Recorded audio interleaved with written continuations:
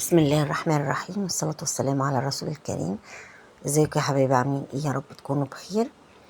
النهاردة هنعمل أكلة جديدة وفيديو جديد، ويا رب بس يعجبكم. لو كنتش أول مرة تشوفي القناة يا ريت تشترك في القناة وتدوسي زر الجرس، وتدوسي على كلمة الكل عشان يوصلك مني كل جديد، وتدوسي على إعجاب عشان عجبني، عشان خاطر الفيديو يرتفع. ويا ريت يعني يا ربي المشاهدات تزيد شوية، أو اللايكات تزيد. بصراحة المشاهدات يعني قليلة جدا. أنا مش عارفة ليه الدنيا هادية كده، ومش شايفة أي تفاعل مع الفيديوهات أو حاجة. يا ريت كده ربنا يكرمكم كده وتساعدوا، يعني تحاولوا إن الفيديو ياخد مشاهدات ولايكات كويسة يعني. احنا دلوقتي هنعمل أكلة جديدة، شفتوها طبعا في أول الفيديو، شايفين شكلها في منتهى الجمال، وطعمها بيبقى في منتهى الروعة.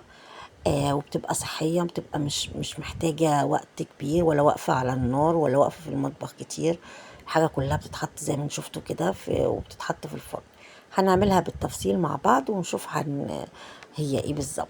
اولا الفرخه اللي حضرتك شفتيها في الاول دي من التفريزات اللي انا عملتها من مده. الفراخ اللي هي جبتها مره واحده ال5 فرخات، ودي الفرخه اللي انا كنت شايله صدرها بطريقه يعني كده اخترعناها. حضرتك ممكن ترجعي الفيديو بتاع التفريزات وتعرفي شلت ازاي الصدر بتاعها، وسبت مع اني سبتها الشكل بتاعها الخارجي زي ما هو، مقطعتهاش، فبقت زي ما يكون فرخة كاملة، وهي مش فرخة كاملة. هي الوركين والجناحات بحتت من الصدر. اما الصدر اللي جوه انا شايلاه وعاملاه بانيه. ممكن تشوفي الفيديو ده بتاع التفريزات بتاعت ال5 فرخات اللي انا عملتهم مع بعض، ومش هتفهمي ايه قصدي. هنجيب الفرخة دي طبعا، غسلتها كويس جدا وحطيتها في مية وملح وليمون ودقيق، وبسيبها مدة كده شوية وسكر، وبعدين بشطفها كويس قوي واسيبها في المصفى تتصفي كل المية اللي نزلت منها.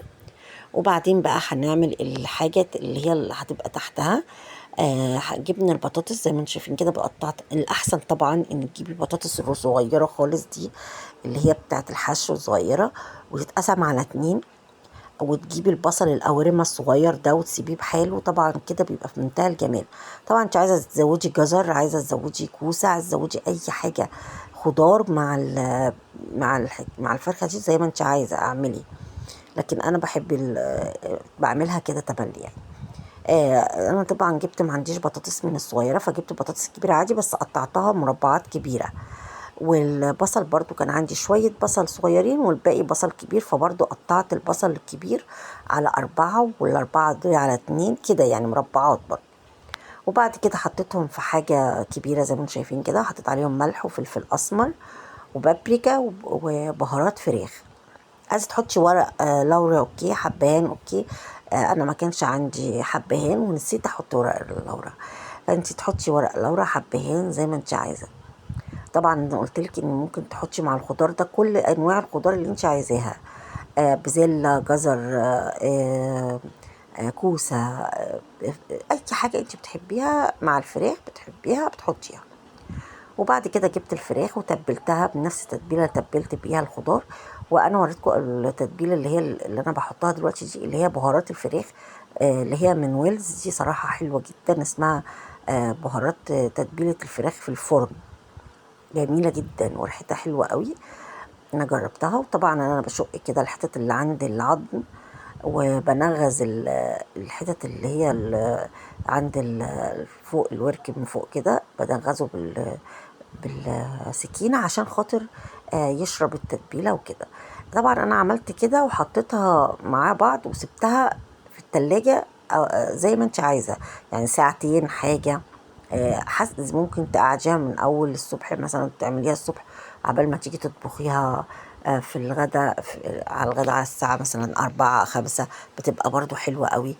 على قد ما تسيبيها في التتبيلة هتبقى في منتهى الجمال.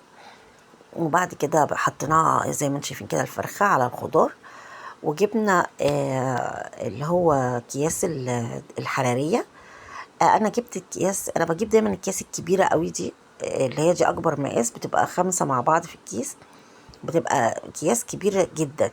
ليه بقى؟ لان انا ساعات بحط فيها مثلا فرختين، او احط فيها البطه، او احط فيها اي حاجه بتبقى حجم كبير، وساعات احط فرخه واحده واحط فيها معاها خضار كتير، وساعات احط او وراك مثلا اجيب 4 وراك او 5 وراك واعملهم. فانا افضل اجيب اللي هي الكبيره. في طبعا وسط وفي صغيره، حسب ما انت شوفي هتعملي اكلتك ايه وتحبي ايه بتجيبي الكياس. وحطيت فيها الخضار، حطيتها في صينيه زي ما انتم شايفين كده، وفاضيه الصينيه ما فيهاش اي حاجه ولا ميه ولا اي حاجه. وحطيت فيها الكيس الحراري، وربطته بالرباط بتاعه، طبعا قفلته بالرباط بتاعه اللي هو بيبقى معاه في العلبة. وحطيته انا حطيت زي ما انت شايفه كده الصينيه بكل اللي فيها في التلاجة ساعتين او 3. وبعد كده طلعتها حطيتها في الفرن.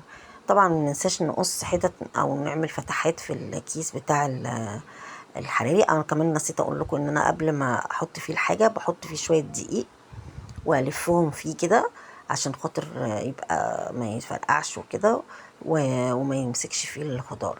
وبعد كده عملت له فتحات وسبته بقى بالمنظر اللي انتوا شايفينه ده كده بالظبط في التلاجة ساعتين او 3. انت سيبيه زي ما انت عايزه.